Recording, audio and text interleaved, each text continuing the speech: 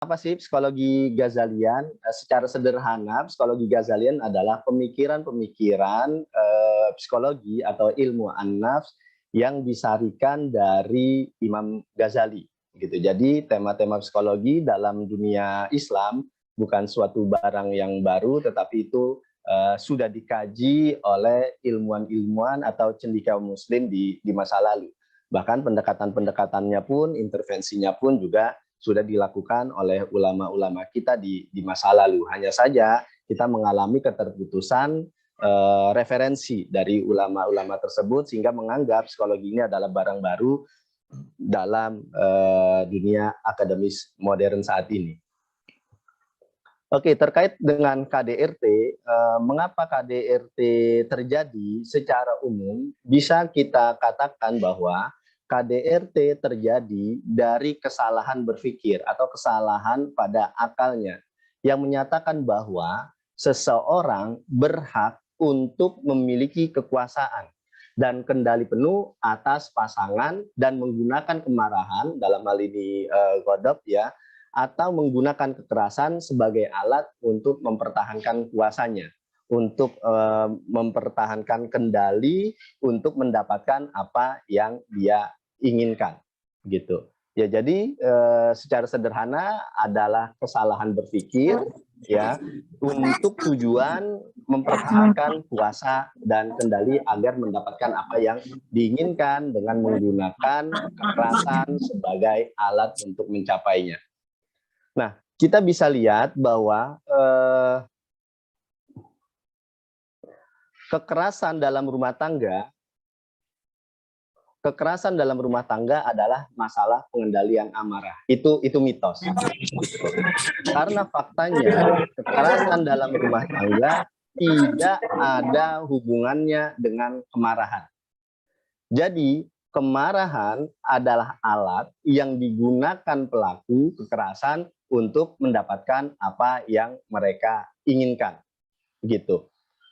Nah, umumnya perilaku kekerasan ini tidak ada saksi, hanya terjadi berdua, begitu. Adapun memiliki saksi atau ada orang lain di ruangan tersebut, ini menyatakan bahwa si pelaku merasa sangat powerful, si pelaku merasa sangat memiliki kuasa, sehingga dia berlari melakukan kepada atau disaksikan oleh orang lain. Nah, jadi kemarahan adalah alat yang digunakan, artinya si pelaku ini memiliki kontrol penuh terhadap dirinya, ada bukti gitu. Misalnya ketika lagi marah, dilihat orang, marahnya itu berhenti. Ketika marah, ada tamu datang, marahnya itu berhenti. Ketika lagi marah, ada telepon masuk, dia menyempatkan untuk mengangkat telepon. Artinya seseorang ini bisa mengendalikan amarahnya. Yang kedua, ketika pelaku kekerasan melakukan kekerasan itu karena mereka kehilangan kesabaran dan bukan karena mereka bermaksud menyakiti pasangannya. Nah, itu adalah mitos gitu. Karena faktanya penganiayaan menggunakan kekerasan itu membantu mereka mendapatkan mempertahankan kuasa dan kendalinya. Jadi bukan karena mereka kehilangan kendali atas emosi mereka. Ya, jadi kita lihat lagi fakta ini adalah tujuannya adalah mempertahankan kuasa dan kendali. Ada mitos lagi,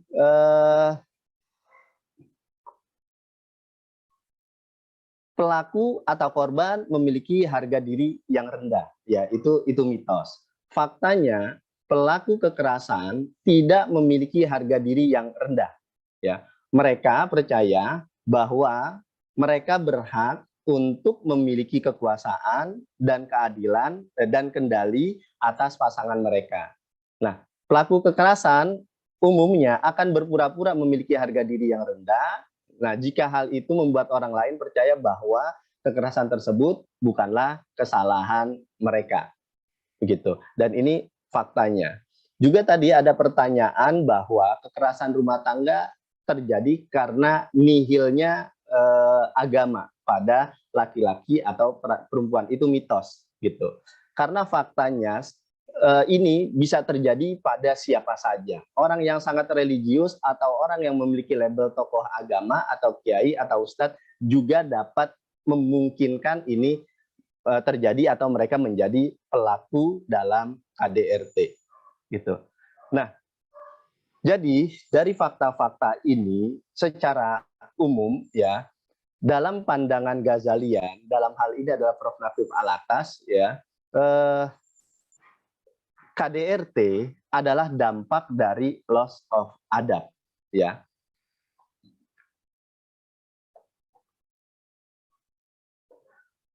Nah, jadi dampak dari loss of adab, kenapa bisa terjadi loss of adab, keruntuhan adab? Pertama dimulai dari corruption of knowledge ya, kesalahan dalam pemikiran. Nah, ketika seseorang mengalami kesalahan dalam berpikir, maka akan muncul namanya loss of adab, runtuhnya adab gitu. Ketika adab mengalami keruntuhan, maka akan muncul the rise of false leaders. Akan muncul pemimpin-pemimpin palsu dalam segala aspek kehidupan. Ya, pemimpin palsu dalam rumah tangga, ya palsu sebagai suami, palsu sebagai ayah, begitu. Dan juga bukan hanya palsu, pemimpin palsu pada masyarakat, pada keluarga, juga termasuk pemimpin palsu pada dirinya sendiri. Begitu. Ketika seseorang mengalami loss of adab, keruntuhan adab, ya hakikatnya orang itu palsu. Ya, dia memimpin dirinya itu adalah pemimpin palsu yang mengendalikan dirinya. Nah, secara sederhana apa itu adab? Adab itu artinya tidak menyerah kepada kekacauan. Gitu. Adab tidak menyerah kepada kekacauan. Nah, misalnya apa saja sih kesalahan-kesalahan berpikir yang menghasilkan runtuhnya adab? Misal, Arijalu Qawwamuna 'alan Nisa yang menyatakan bahwa laki-laki adalah pemimpin perempuan. Ya, ini menimbulkan kesalahan mindset bahwa laki-laki seolah-olah harus memiliki kendali penuh ya terhadap pasangannya. Laki-laki boleh menggunakan kekerasan terhadap pasangannya untuk mengembalikan kepada jalur yang benar gitu. Padahal ini sesuatu ya yang salah ya. Jadi tidak seperti itu cara meluruskan kembali kepada jalan atau anjuran agama. Atau yang kedua, yang kasus yang sering muncul, yang kemarin sedang viral adalah bahwa ketika si suami sedang berhasrat, ya syahwatnya sedang bangkit, seorang istri wajib melayaninya. Nah ini kesalahan berpikir juga karena tidak bisa ditelan mentah-mentah seperti itu. Perlu kita lihat keadaan istri sedang sehat atau tidak begitu. Nah, ketika kita mengetahui latar belakang, alasan istri menolak, itu alasannya apa? Alasan yang memungkinkankah? Alasan secara syar'i itu diperbolehkankah? Begitu.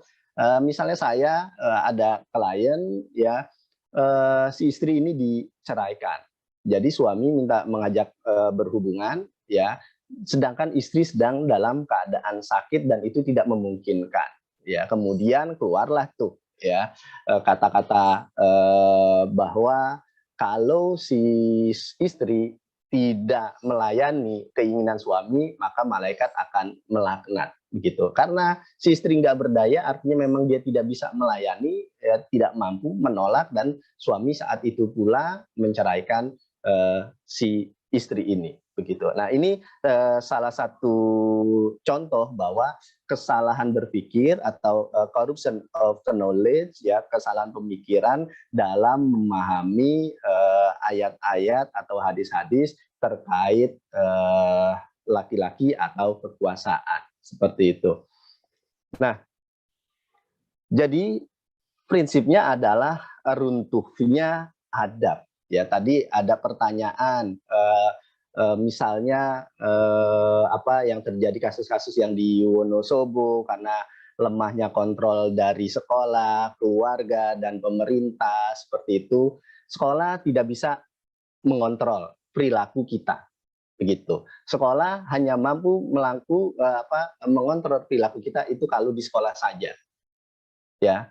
Kedua, orang tua juga nggak bisa ngontrol kita, gitu. Orang tua hanya bisa mengontrol kita itu kalau orang tuanya itu ada di dalam rumah. Begitu juga dengan negara, perangkat-perangkat hukum. Ya ada bukti bahwa perilaku itu tetap muncul dan ada bukti bahwa keluarga kecolongan dan ada bukti bahwa ada orang yang mampu mempermainkan hukum atau orang tersebut bebas dari hukum. Terus siapa yang harus dikontrol begitu dalam pendekatan Ghazalian? Ya yang menjadi kontrol utama adalah diri orang itu sendiri begitu. Sedangkan sekolah, keluarga dan pemerintah itu adalah support system yang bertugas meminimalisir terjadinya loss of adab gitu. Loss of adab yang menyebabkan terjadinya loss of control. Nah, jadi kita perlu memahami psikodinamika pelaku KDRT dalam perspektif psikologi Ghazalian. Ya, saya menggunakan psikologi Ghazalian, pemikirannya Imam Ghazali. Jadi begini, yang disebut diri kita atau Tuhan pada diri kita, Raja pada diri kita, yang mendapatkan tugas untuk beribadah pada Allah, ya itu namanya kolbu. Nah, kolbu ini yang ditugaskan untuk beribadah pada diri kita, ya, untuk merasakan kebahagiaan di dunia dan sampai dengan selamat ke akhirat. Nah, ketika kolbu ini mendapatkan tugas beribadah di dunia untuk mendapatkan kebahagiaan dan kembali dengan selamat di akhirat, Allah kasih perangkat. Perangkat pertama itu bernama syahwat. Apa itu syahwat? Syahwat itu naluri atau dorongan untuk meraih kenikmatan, untuk merasakan kenikmatan. Seperti apa? Makan, minum, tidur, senang-senang, aktivitas seksual. Karena kalau nggak ada syahwat ini manusia akan mati. Nah, perangkat kedua atau pembantu kedua namanya godop. Gitu. Godop itu naluri untuk melindungi diri dari penderitaan, gitu. Ya seperti marah, menyerang, memukul, menghindar, ya. Itu namanya godop. Ya, jadi tujuan godop adalah melindungi diri kita agar kita tidak mengalami kesakitan atau penderitaan atau mengalami kematian. Itu tujuan godop untuk melindungi kita. Seperti itu. Nah, syahwat dan godop inilah yang disebut dengan nafsu. Sedangkan yang ketiga adalah akal, gitu. Apa itu akal? Akal itu naluri untuk berpikir dan bernalar. Nah, tugas akal adalah mewujudkan keinginan syahwat dan godop. Keinginan nafsu ini, karena nafsu tidak bisa berpikir, yang bisa berpikir itu adalah akal.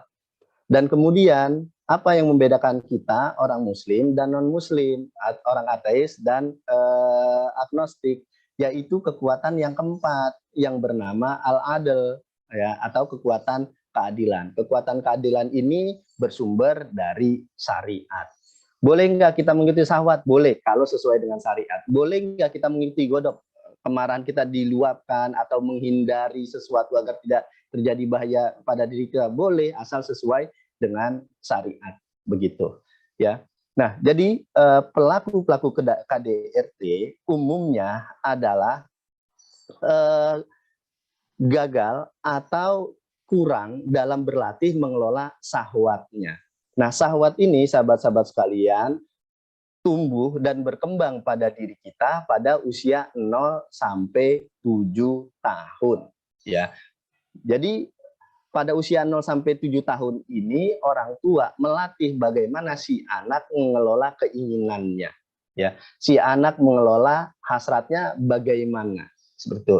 Nah, kalau anak terlalu mudah mendapatkan apa yang dia inginkan, selalu dipenuhi keinginan-keinginannya begitu, ya, maka di kemudian hari si anak ini gagal dalam mengelola syahwatnya, gitu. Ya, sehingga setiap dia tidak memperoleh apa yang dia inginkan, maka godopnya ini akan aktif, dia akan ngamuk, dia akan menyerang. Nah, tetapi ketika pada usia 0 sampai 7 tahun orang tua melatih anak mengelola syahwatnya, maka syahwat ini akan memunculkan akhlak utama yang namanya ifa. Ifa itu adalah self control. Si anak mampu mengontrol dirinya, begitu. Jadi dalam psikodinamika Ghazalian ya sangat memungkinkan bahwa si pelaku KDRT adalah orang-orang yang gagal mengelola syahwatnya atau dalam rentang kehidupannya tidak dilatih bagaimana mengelola syahwatnya. Yang kedua adalah godop ya. Nah, anak-anak yang dibiasakan melampiaskan amarahnya ya, seperti ketika dia suka dia menyatakan tidak suka, ketika dia disakiti orang lain diajarkan untuk membalasnya seperti itu, ya maka akan muncul ya akhlak-akhlak ya bisa jadi akhlak yang nekat, akhlak yang pemarah, akhlak yang mendebat. Tetapi orang tua ya perlu melatih anak ini, ya artinya godop ini berkembang pada usia 7 sampai 15 tahun ya. Bagaimana orang tua mengajak anak bagaimana mengendalikan amarahnya. Yang kalau Bu Nela tadi menyebutnya anger management. Anak-anak ini dilatih.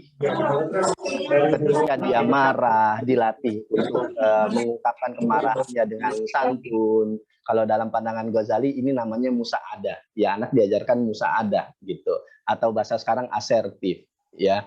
Ketika anak-anak ini kita disakiti orang lain, dilatih bagaimana untuk memaafkan begitu ya. Nah, akhlak-akhlak inilah yang perlu dilatih pada usia 7 sampai 15 tahun. Nah, orang-orang yang pelaku KDRT ya dalam teori psikodinamika Ghazali bisa jadi ya pada rentang 7 sampai 15 tahun ini si orang ini tidak dilatih menggunakan atau mengelola emosinya atau amarahnya. Nah, apabila si anak ya sudah berhasil mengelola godopnya ini, maka muncul akhlak utama yang bernama saja'ah gitu, berani ya. Bukan berani melawan orang tua, berani melakukan kejahatan, bukan. Berani di sini adalah berani mengikuti kekuatan al-adl, berani mengikuti syariat, gitu. Ya, cemen lu nggak pergaulan bebas, gitu kan orang suka ngompor-ngomporin begitu, ya. Nah, karena dikatain cemen, akhirnya berani nekat melakukan itu. Nah, itu nggak yang dimaksud seperti itu, tapi dia berani dengan tegas mengikuti syariat. Sorry, gue nggak ikut karena itu tidak sesuai dengan syariat dan ukuran keberanian bukan dari situ begitu. Nah, jadi pelaku KDRT ini ada kaitannya dengan rentang kehidupannya, bagaimana mereka diasuh dan bagaimana mereka mengelola struktur akhlak ini. Secara sederhana ini disebut dengan struktur akhlak begitu ya. Yang ketiga adalah terkait dengan akal ya. Karena begini, dalam pandangan Ghazali akal ini tugasnya adalah mengikat ilmu, mengikat syariat ya. Akal ini artinya bonding, ikatan. Jadi kalau diikat dengan syariat maka menjadi baiklah itu orang, tetapi kalau diikat dengan pengetahuan-pengetahuan lain maka perilakunya orang itu mengikuti apa yang dia ikat. Karena kaidah sederhana dari Ghazali mengutip hadis bahwa ilmu itu pemimpinnya amal gitu. Kalau amalnya benar pasti ada ilmu yang benar. Tetapi kalau ada amal yang salah pasti ada ilmu yang salah. KDRT adalah perilaku yang salah. Ya, oleh karenanya pasti ya ada ilmu yang salah yang dipahaminya. Begitu. Nah, jadi dinamika ini, kepribadian ini, sahabat-sahabat sekalian, semua orang, mau itu ulama, mau itu hafiz, ya, maupun itu orang terpelajar, tidak terpelajar, memungkinkan ya melakukan KDRT. Ya, kenapa? Karena ada godop di sini, ada insting melindungi diri. Tinggal pertanyaannya, apakah seseorang itu sudah melatih godopnya? Ya, insting melindungi dirinya sudah dilatihkah atau sudah diriadohkah gitu agar sesuai dengan syariat. Tetapi kalau belum ya maka ya potensi sifat hayawaniyah ya atau sifat bahimiyah dan sabuyah, sifat binatang jinak dan binatang buas itu akan mengaktual pada diri kita dan perilakunya salah satunya adalah KDRT ini. Begitu. Nah, jadi inilah yang disebut dengan pemimpin palsu, ya. Sesungguhnya suami yang melakukan KDRT mengatasnamakan agama, mengatasnamakan syariat, begitu, ya.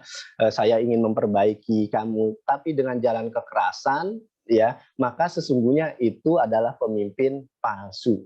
Sesungguhnya orang ini mengalami cacat logika, ya, di mana sebenarnya orang ini bukan dipimpin oleh akal dan syariat, tetapi orang ini dikendalikan atau dipimpin oleh syahwat dan godoknya. Jadi palsu begitu, ya.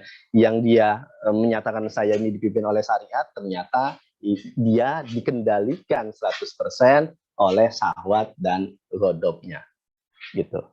Ya, dan potensi ini ada pada diri kita. Kalau ini tidak dilatih, ya maka ini akan menjadi aktual, gitu. Sifat-sifat binatang ini akan menjadi aktual, ya. Misalnya ada mertua berselingkuh dengan calon mantu, berzina dengan calon mantu. Nah itu sifat binatang yang kalau nggak dilatih akan mengaktual kayak begitu, gitu.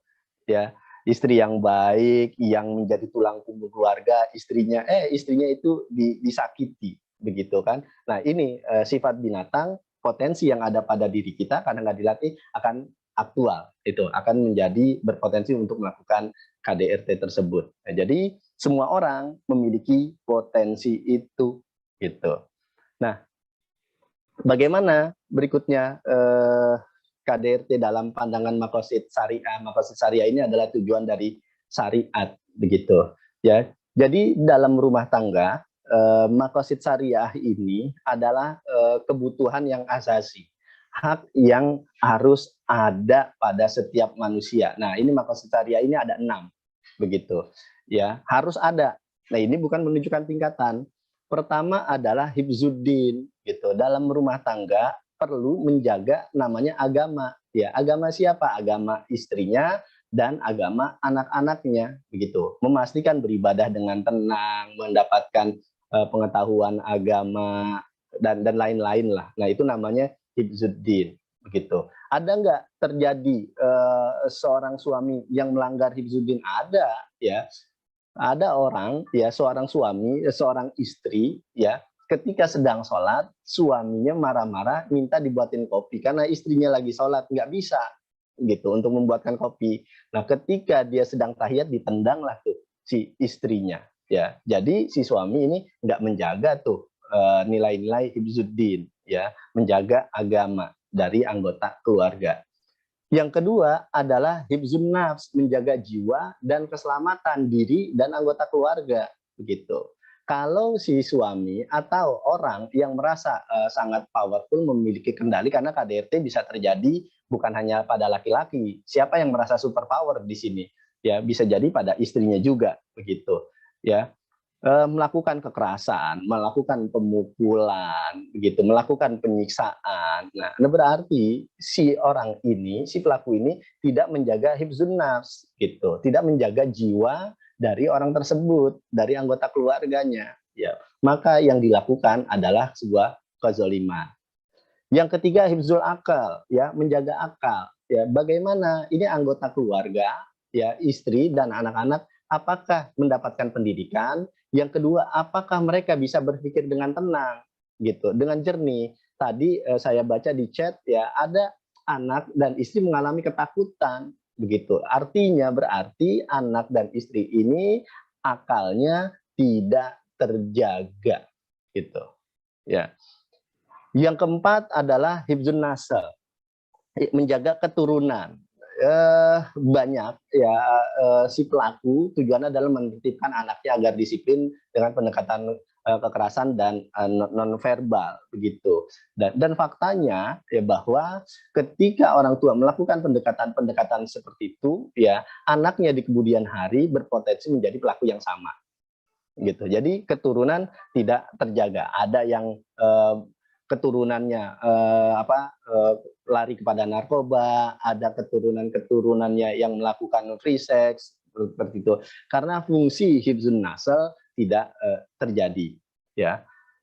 Berikutnya yang kelima adalah hifzul mal, menjaga harta, ya. Misalnya juga ada kasus istri yang menjadi tulang punggung, diperas hartanya, penghasilannya untuk kebutuhan-kebutuhan suami yang sebenarnya itu tidak penting dan tidak wajib, ya. Dan suami marah begitu, ya. Seperti buat judi, buat mabuk-mabuk, ada hal yang seperti itu.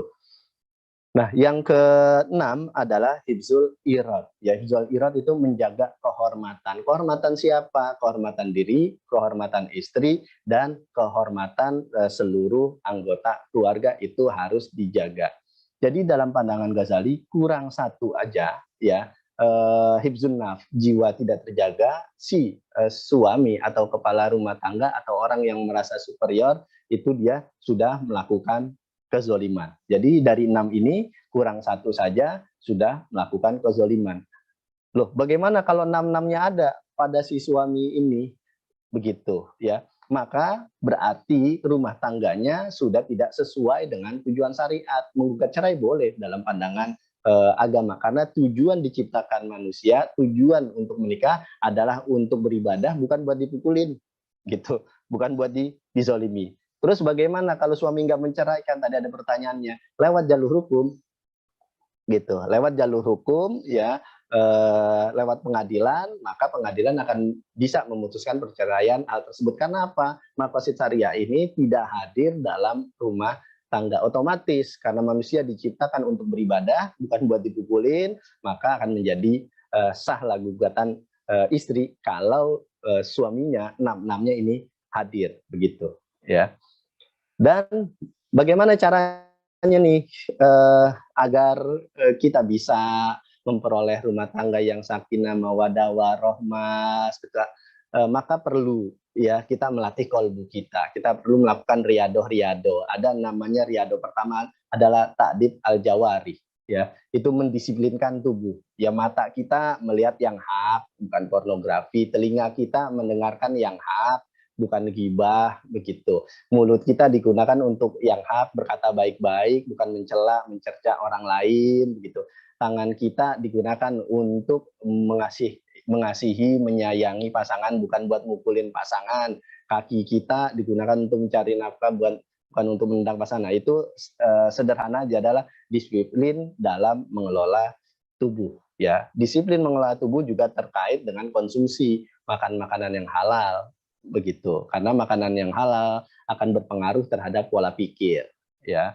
Kemudian ada tazib an-nufus, menyelaraskan jiwa. Nah, menyelaraskan jiwa ini yang tadi kita sebut syahwat, ghadab, dan akal dilatih, ya, untuk mengikuti syariat. Ya, jadi sholat, puasa, zakat, dan ibadah-ibadah yang lain dalam pandangan Ghazali, ya, itu tujuannya adalah agar jiwa kita menjadi selaras, begitu. Kok ada orang yang sudah puasa, sholat, jiwanya belum selaras? Ya, itu yang dilakukannya adalah tidak menghadirkan hati atau tidak hudurul qalb, ya, itu hanya sekedar formalitas, begitu. Yang ketiga adalah adab fiddin, adab beragama. Nah, ini adab beragama ini banyak aspek-aspeknya, ya, adab sehari-hari, adab terhadap tubuh, adab terhadap Allah seperti apa, adab terhadap tetangga seperti apa, dan adab kepada suami istri seperti apa. Ya, mungkin kalau dilakukan survei begitu, bagi orang-orang yang akan menikah, ya, kita bisa tanya tuh siapa yang sudah mendapatkan atau memiliki pengetahuan bagaimana adab terhadap istri, suami terhadap istri, dan adab istri terhadap suami. Ya, mungkin itu akan sangat sedikit sekali di era sekarang. Kenapa? Ya, karena loss of adab itu, udah keruntuhan adab ini tidak diajarkan, begitu. Nah, adab ini dalam pandangan Ghazali perlu dilatih pada diri kita, begitu, baik sebelum nikah maupun sesudah nikah. Jadi terus diriadohkan, dilatih, ya, sampai akhir hayat. Nah, adab suami itu ada 11, adab istri terhadap suami ada 14. Jadi lebih banyak nih, lebih banyak adab istri terhadap suami. Ya, bukan rasis lah, ya. Ya, begini tulisannya, begitu. Jadi adab suami terhadap istri, dia harus tahu bagaimana cara menggauli istri dengan yang baik, begitu, ya. Bagaimana tutur katanya lembah lembut terhadap istri, bagaimana memperlihatkan rasa kasih sayang, memperlihatkan wajah berseri-seri saat bersama, melupakan kesalahan istri gitu. Saya aja nih melupakan kesalahan istri dalam level ini masih tahap berlatih. Kadang-kadang kesalahan istri masih saya inget-inget tuh ya. Kemudian menjaga harga diri istri ya di depan orang lain seperti itu ya. Tidak banyak berdebat dengan istri, memberikan tanpa bersikap kikir ya, memberikan tanpa bersikap kikir, memuliakan keluarga si istri, selalu menjanjikan kebaikan, dan yang terakhir memperlihatkan kegairahan dan kecemburuan. Jadi dalam pandangan Ghazali, si suami memperlihatkan kecemburuan yang sesuai itu merupakan pribadi yang sehat, begitu. Nah, adab-adab ini perlu ada karena ini berpotensi mereduksi terjadinya kekerasan dalam rumah tangga atau kehidupan rumah tangga dalam keadaan yang harmonis, gitu. Sedangkan adab istri terhadap suami, nah itu pertama senantiasa malu kepadanya, tidak terlalu sering mengusiknya karena ada orang yang suami kerja diteleponin terus lagi ngapain babe lagi wah pokoknya repot gitu ya sekarang lagi di mana terlalu banyak. Nah ini beberapa klien saya mengalami hal yang tidak nyaman begitu. Yang ketiga selalu mentaati perintahnya, diam saat suami berbicara, menjaga diri dan harta saat suaminya tidak ada gitu, tidak khianat dalam harta si suami, memakai wangi-wangian, memperlihatkan sikap qanaah, merasa cukup gitu, selalu berhias untuk suami dan bersikap santun, memuliakan keluarga dan kerabat suami, ya. Yang ke-11, melihat keadaan suami dengan penuh keutamaan. Jadi si istri berlatih melihat suami, keutamaan suami saya apa ya, bukan dengan penuh kebencian, dengan penuh penyesalan kok gue dapat suami kayak begini ya. Berlatih untuk melihat keutamaan si suami gitu. Artinya potensi positif yang ada pada suami. Kemudian yang 12 menerima tindakan suami dengan rasa syukur, terus memperlihatkan rasa cinta kala berdekatan. Nah ini umumnya di couple terapi suami saya udah nggak kayak dulu lagi gitu, nggak kayak waktu pacaran. Sekarang udah nggak peduli gitu, kata-kata manis, romantis gitu, mata yang berbinar-binar ketika menatap saya itu sudah tidak ada lagi begitu ya, dan itu menyebabkan keretakan rumah tangga tuh. Yang ke-14 memperlihatkan kegembiraan saat melihat si suami. Nah ini dalam pandangan Ghazali adab fiddin, adab beragama ya perlu dihadirkan kembali ya sehingga rumah tangga itu penuh dengan kasih dan sayang. Nah, mungkin itu yang bisa saya diskusikan pada hari ini, Coach Ricky. Terima kasih.